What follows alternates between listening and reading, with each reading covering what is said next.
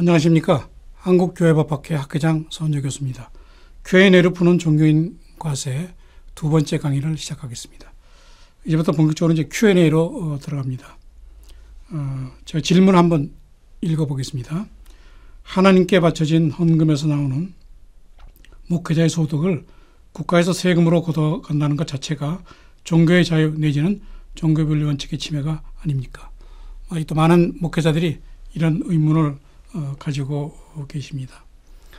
그런데 우리 헌법에는 조세법률주의, 그 다음에 국민계세주의를 선언하고 있습니다. 다시 말하면 소득이 있는 모든 국민은 세금을 내는 것이 헌법의 정신입니다. 그리고 세금을 내되 동일 소득에 대해서는 동일 세금을 낸다. 이것이 이제 헌법의 원칙이죠. 또 모든 국민들이 또 이렇게 생각을 하고 있습니다. 이제까지는 사실 종교인에 대해서 세금을 안 걷었는데 이것은 무슨 법적인 근거, 다시 말하면 종교인에 대해서는 세금을 내지 않아도 된다 하는 이러한 규정이 없었습니다. 그저 이제 관례적으로 내질 않았고 또 정부에서도 뭐 자진 납세하면 받아주고 그렇지 않으면 종교인은 존중해서 받지를 않았습니다. 그런데 이제 국민들이 여기에 대해서는 공감을 하지 못하고 왜 종교인들은 세금을 안 내야 되는지에 대한 이제 강한 여러 가지 이제 그 여론을 조성이 돼가지고 이렇게 이제 종교인 과세가 시행됐습니다. 제가 다른 나라, 즉 기독교 정신을 바탕으로 하는 이런 나라들, 특히 이제 미국에서는 어떻게 되는지 봤더니요, 미국에서는 종교인들도 일반적으로 국민들과 같이 소득세를 내고 있습니다. 다만 미국에서는 이 세금을 내야 복지 혜택도 받습니다. 그러니까 나중에 연금을 받는데 세금 안 내면 연금이 없죠. 또 자녀들이 주립대학에서 이렇게 가서 주립대학은 부모 세금 낸 그 자료가 있어야 그 학비를 이렇게 면제해 주게 됩니다. 그래서 이제 이런 데도 돼 있고요. 뭐 독일이나 다른 나라도 마찬가지라고 생각을 합니다. 두 번째 질문입니다. 종교인 소득에 대해서는 법에 의한 강제과세보다 자진납세가 더 바람직하지 않습니까? 예, 뭐 현재까지도 이렇게 생각하시는 분들이 많이 있습니다. 그래서 뭐 법을 다시 뭐 개정해야 된다 이렇게까지 주장하는 분들이 있는데요. 물론 그 종교인들의 양심에 맡겨 가지고 자진납세하는 것이 더 바람직한 사실입니다. 그 실제로 천주교에서는 그 1994년 주교회를 통해 가지고 쭉 자진납세를 하여 왔고요. 우리 기독교에서도 여의도 순복음교회를 위시해서 뭐 대형 교회 목사님들이 다 자진납세에 동참해 왔습니다. 근데 이제 이렇게 하다 보니까 계속 자진납세에 맡길 경우 납세하는 사람과 그렇지 않은 종교인들 간에 형평성에 맞지를 않습니다. 특히 이제 공평과세를 바라는 국민들의 여론이 이제 워낙 커서 앞에 말씀드렸다시피 그 법에 의한 과세가 2018년 1월부터 지금 시행되고 있다 이렇게 말씀드릴 수 있겠습니다. 그러면 세 번째 질문, 종래 자진납세와 2018년 부터 시행되는 종교인 과세는 무엇이 다릅니까? 예. 자진납세는 사실 세금을 얼마를 내든지 문제가 되지 않았습니다. 그냥 그 자진납세하면 정부에서 이제 받아 줬습니다. 그런데 2018년부터 시행되는 이 법에 의한 과세는 법과 시행령에 정해진 금액과 절차에 따라서 납세하도록 되어 있습니다. 더 나아가서 과세당국은 제대로 세금을 내는지에 대한 질문조사라는 절차를 통해서 이걸 이제 검증을 하게 됩니다. 저희가 사실 이 부분이 굉장히 이제 우려스러워서 아무리 검증을 해야 되는 것이 맞긴 하지만 그 국가가 공무원이 교회에 들어와서 뭐 장부를 뒤지고 하는 것은 종교분리 원칙, 종교 자유를 침해할 소지가 굉장히 많기 때문에 이 부분에 대해서는 이제 저희가 여러 가지 이의를 제기를 했습니다. 그래서 이 세무조사 부분에 대해서는 두 가지 중요한 예외라기보다는 특례를 정해놨는데, 첫째는 만약 세무조사를 하되 종교인 개인 소득에 대해서만 자료제출을 요구해라. 그리고 혹시 잘못된 경우에도 스스로 이렇게 시정할 수 있는 기회를 주도록 이렇게 시행령에 못 박아놨습니다. 그래서 뭐 그런 염려는 이제 하지 않으셔도 됩니다. 작년에 저 쭉 보니까요, 준비하면서 보니까 사실 기독교만 신문에도 그렇고 반대하는 것으로, 그래서 다른 종교와는 달리 유독 기독교만 종교인 과세에 반대한 것으로 알려지고 있는데 정말 그렇습니까? 뭐 이런 질문을 많이 합니다.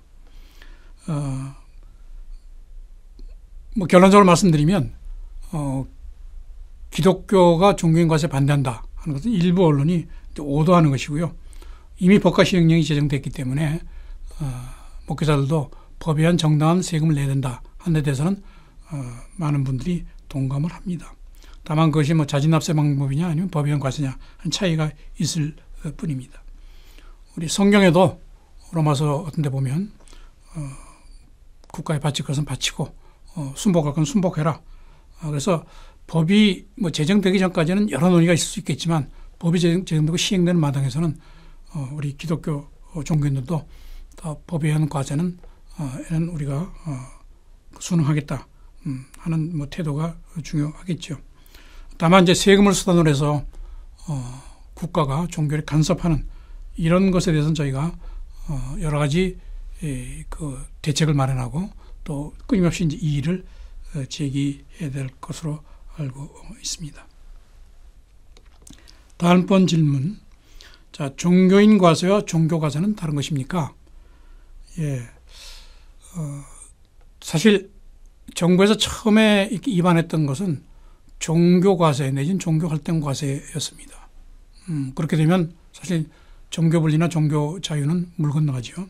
그래서 저희가 강하게 문제를 제기해서 이번에 그 종교인 과세는 종교인이 개인적으로 받는 사례금에 대해서만, 즉 개인 소득에 대해서만 과세를 하고 교회가 헌금을 어디다 쓰든지 얼마가 들어왔는지 이게 대해서는 절대 그 정부 당국이 뭐 조사를 하거나 할 수 없도록 이렇게 되어 있다. 이걸 잘 아셔야 됩니다. 그래서 앞으로 교회에서도 어떤 뭐 비용을 쓸 때 이게 종교인 즉 목회자들이 개인적으로 쓰는 돈이냐 아니면 교회가 전체적으로 교회 여러 가지 뭐 선교라든가 예배라든가 어떤 교육이라든가 이렇게 쓰는 공적 비용이냐 이걸 잘 구별해서 하게 되면 큰 문제가 없다고 봐집니다. 마찬가지로 즉 종교단체는 즉 교회는 종전같이 다 비과세입니다. 그러니까 교회 부동산이라든가 교회가 어떤 비용을 쓰든지 여기서는 간섭을 해서는 안 된다.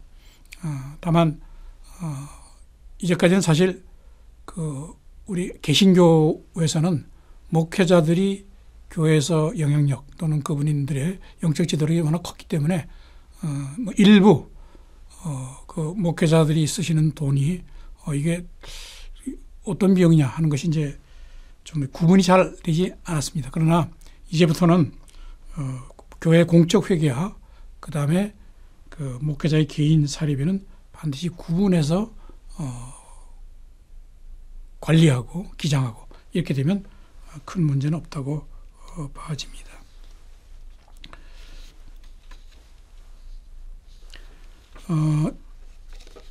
일부 시민단체들이 종교인 과세가 일반 근로자에 비해서 지나치게 종교인에게 특혜를 주고 있다. 정말 그렇습니까? 이런 뭐 질문을 많이 합니다. 아까 제가 말씀드렸다시피 종교인 과세는 일반 근로자에 비해서 여러 가지 특례를 지금 인정하고 있는 건 사실입니다. 필요 경비를 많이 인정해서 세액면에서 유리하고요. 그 다음에 내가 어떤 소득을 낼 것이냐, 근로소득을 낼 것이냐, 종교인 소득을 낼 것이냐, 이걸 선택할 수 있도록 되어 있고, 그 다음에 납부 방법도 원천징수와 개인신문 납부를 선택할 수 있도록 되어 있고요. 특히 반기별 특례 인정을 그 상시 고용 인원 수에 상관없이 종교단체에서 인정한다. 그 다음에 종교활동비에 대해서는 세무조사를 금지한다 하는 이제 내용들이 들어 있습니다. 자, 이것은 종교분리 원칙이 적용되는 종교의 특성을 고려한 것이지 특례가 아니다 하는 것을 제가 거듭 말씀드리겠습니다.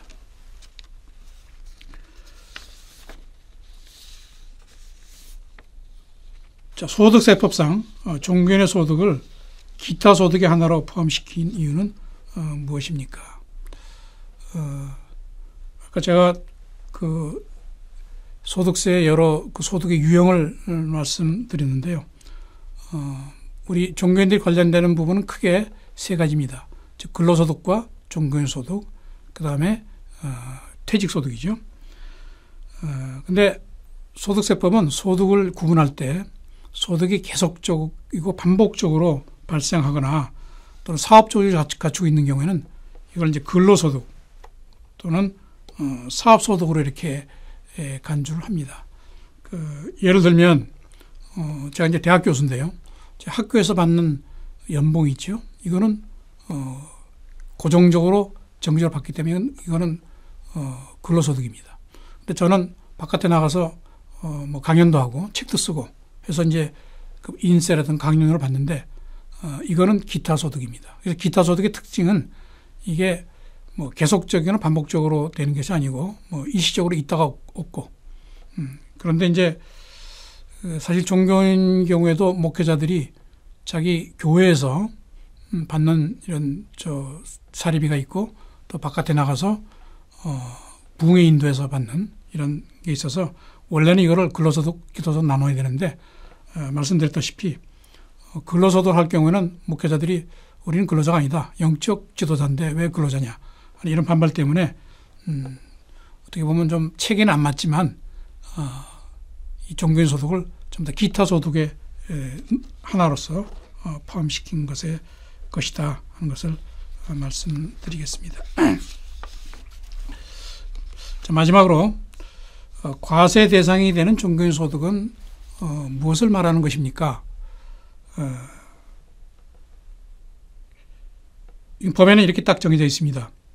종교 관련 종사자가 종교의식을 집행하는 등 종교 관련 종사자로서의 활동과 관련해서 대통령령으로 정하는 종교단체로부터 받는 소득이 종교인 소득이다. 굉장히 좀 추상적으로 이렇게 정해져 있는데 이건 법의 21조 1항 26호에 나와 있는 내용입니다.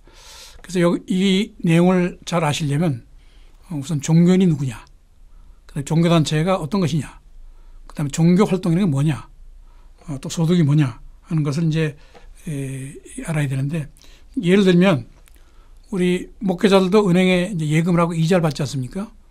이건 종교인 소득이 아닙니다. 이건 이제 이자 소득이죠. 또 목사님들이 주식에 이렇게 투자를 해서 가령 그 배당이 나왔다. 이건 배당 소득입니다. 이건 종교 소득이 아닙니다.